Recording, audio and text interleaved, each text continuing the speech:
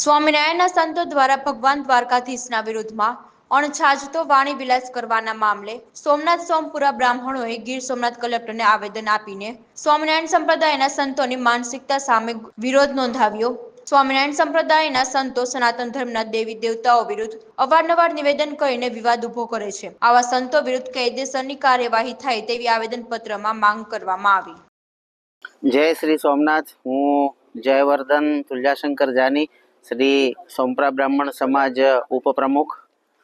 आज रोज अमे श्री सोमपुरा ब्राह्मण समाज प्रमुख बधा ट्रस्टी मंडल बधा सभ्यों साथे अहींया श्री प्राचीन सोमनाथ मंदिर में सोमनाथ दादानो जलाभिषेक दुग्धाभिषेक करी अने अहींया अमे आवेदन पत्र आपवा आव्या छे।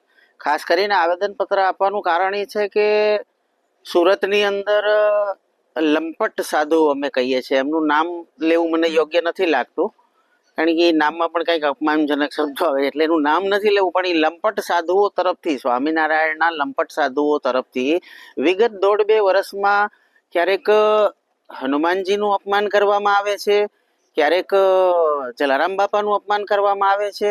આવી જ રીતે વારંવાર સનાતન ધર્મ ઉપર આ લોકો કંઈક ને કંઈક કલંક લગાડવાનો कोशिश करे छे। एवी ज रीते सूरतनी कथा दरमियान जे आ लंपट साधुए पोताना वक्तव्यो आप्या छे द्वारकाधीश माटे, जे जगतनो तात कहेवाय, जगतनुं मंदिर कहेवाय, आजे जेने जगत मंदिर कहेवामां आवे छे। 4 धाम, पश्चिमना 4 धाममांनुं एक धाम छे द्वारका धाम।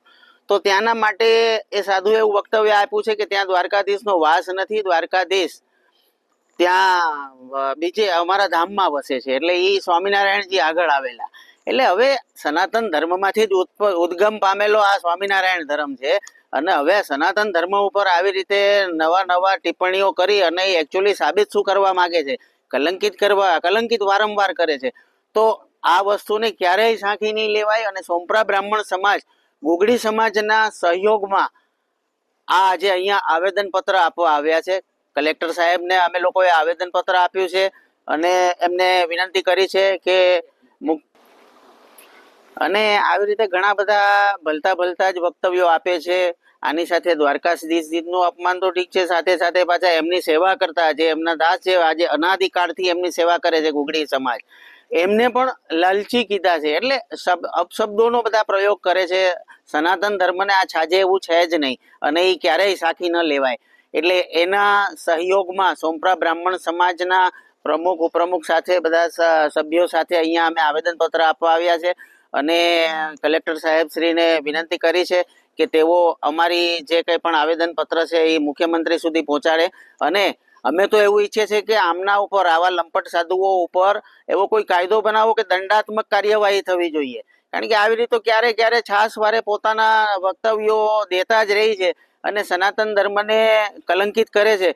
તો આ ક્યારેય સાંખી નહીં લેવાય અને હવે ધીરે ધીરે આ બાબત ઉગ્ર બનતી જાય છે અને બનતી જવી જોઈએ। સનાતનીઓ પણ ઘણા બધા જાગૃત થઈ ગયા છે અને આને જરાય સાંખી નહીં લેવામાં આવે। આવતા દિવસોમાં આના ઘણા બધા પરિણામો જોવા મળશે। જય સોમનાથ।